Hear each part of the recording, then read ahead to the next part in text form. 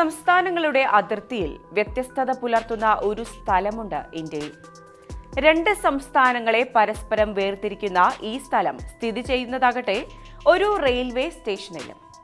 സ്റ്റേഷനിലെ ticket counter സ്ഥിതി ചെയ്യുന്നത് ഒരിടത്തും സ്റ്റേഷൻ മാസ്റ്ററുടെ കാര്യാലയം മറ്റൊരിടത്തും. കേൾക്കുമ്പോൾ വളരെ വിചിത്രവും കൗതുകം ഉണർത്തുന്നതുമായ ഈ റെയിൽവേ സ്റ്റേഷന്റെ പേര് നവാപൂർ എന്നാണ്. ഗുജറാത്തിനെയും മഹാരാഷ്ട്രയെയും വേർതിരിക്കുന്ന സ്ഥലമാണ് നവാപൂർ റെയിൽവേ സ്റ്റേഷൻ.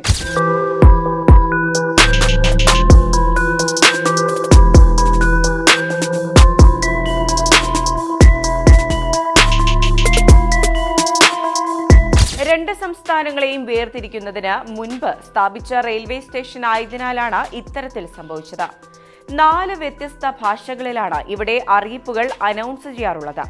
ഈ വിചിത്രമായ പ്രത്യേകതകൾ കാരണം ഒരു വിനോദസഞ്ചാര കേന്ദ്രം കൂടിയായി ഇത് മാറിക്കഴിഞ്ഞിട്ടുണ്ട്. ഗുജറാത്തിനും മഹാരാഷ്ട്രയ്ക്കും പുറമെ രാജ്യത്തിന്റെ മറ്റ് പല സ്ഥലങ്ങളിൽ നിന്നും ഈ റെയിൽവേ സ്റ്റേഷൻ സന്ദർശിക്കാൻ ആളുകൾ എത്തുന്നുണ്ട്.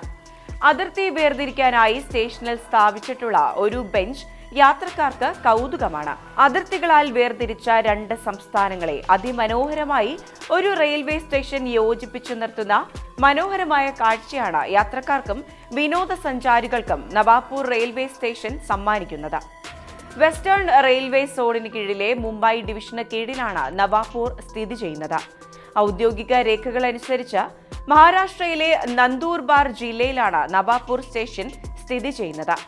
1960 മെയ് മാസം 1-ാം തീയതിയാണ് ബോംബെ സ്റ്റേറ്റിനെ വിഭജിച്ച മഹാരാഷ്ട്ര, ഗുജറാത്ത് എന്നീ സംസ്ഥാനങ്ങൾ രൂപീകരിച്ചത്.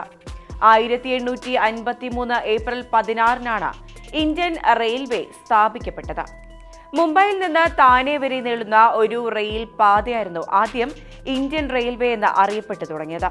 നിലവിൽ ലോകത്തിലെ ഏറ്റവും വലിയ റെയിൽവേ ശൃംഖലയാണ് ഇന്ത്യയുടേത്. നേപ്പാൾ, ബംഗ്ലാദേശ്, പാകിസ്ഥാൻ, ഇനി ഭൂട്ടാൻ എന്നീ അയൽ രാജ്യങ്ങളിലേക്കും ഇന്ത്യയുടെ റെയിൽ പാതകൾ നീളുന്നുണ്ട്. അതുപോലെ തന്നെ പശ്ചിമ ബംഗാളിൽ ഹിമാലയൻ മലനിരകളുടെ ഭാഗമായ ഒരു സ്ഥലമാണ് ഖൂം. ഡാർജിലിംഗിന്റെ പ്രാന്തപ്രദേശമായ ഖൂം ഡാർജിലിംഗ് മുനിസിപ്പാലിറ്റിക്ക് കീഴിലുള്ള ഒരു സ്ഥലമാണ്. ഇന്ത്യയിൽ ഏറ്റവും ഉയരത്തിൽ സ്ഥിതി ചെയ്യുന്ന റെയിൽവേ സ്റ്റേഷൻ ഇവിടെയാണ്. സമുദ്രനിരപ്പിൽ നിന്ന് 2258 മീറ്റർ ഉയരത്തിലായാണ് ഈ സ്ഥലം സ്ഥിതി ചെയ്യുന്നത്.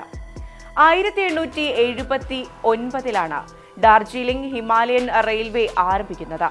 ഖൂം വരെ റെയിൽവേ പാത നീട്ടിയത് 1881-ലായിരുന്നു. 1878-ൽ സിലിഗുരി ഇന്ത്യൻ റെയിൽവേ ഭൂപടത്തിൽ ഇടം പിടിക്കുന്നു. സിലിഗുരിയിൽ നിന്ന് 6 കിലോമീറ്റർ അകലെയുള്ള ന്യൂ ജാൽപായ്ഗുരിയിൽ റെയിൽവേ സ്റ്റേഷൻ വന്നത് 2007-ലായിരുന്നു. കൽക്കട്ടയിൽ നിന്ന് 10 മണിക്കൂർ യാത്ര ചെയ്യണം ന്യൂ ജയ്പാൽഗുരിയിൽ എത്തിച്ചേരാൻ. ന്യൂ ജയ്പാൽഗുരിയിൽ നിന്ന് ട്രെയിനിൽ 6 മുതൽ 7 മണിക്കൂർ വരെ എടുക്കും ഡാർജിലിംഗ് എന്ന സ്വർഗത്തിൽ എത്തിച്ചേരാൻ. ഡാർജിലിംഗിൽ നിന്ന് ഖൂം വരെ ടൂറിസ്റ്റ് ട്രെയിനുകൾ ഓടുന്നുണ്ട്. ദീർഘദൂര ട്രെയിൻ യാത്ര ബോറടിക്കുന്നവർക്ക് ഖൂം വരെ റോഡ് മാർഗമെത്തി അവിടെ നിന്ന് ടൂറിസ്റ്റ് ട്രെയിനിലുള്ള യാത്ര ആസ്വദിക്കുകയും ചെയ്യാം. പലരും ശ്രദ്ധിക്കാത്ത നിരവധി സർപ്രൈസുകൾ ഒളിപ്പിക്കുന്ന ഒരു കലവറ തന്നെയാണ് ഇന്ത്യൻ റെയിൽവേ.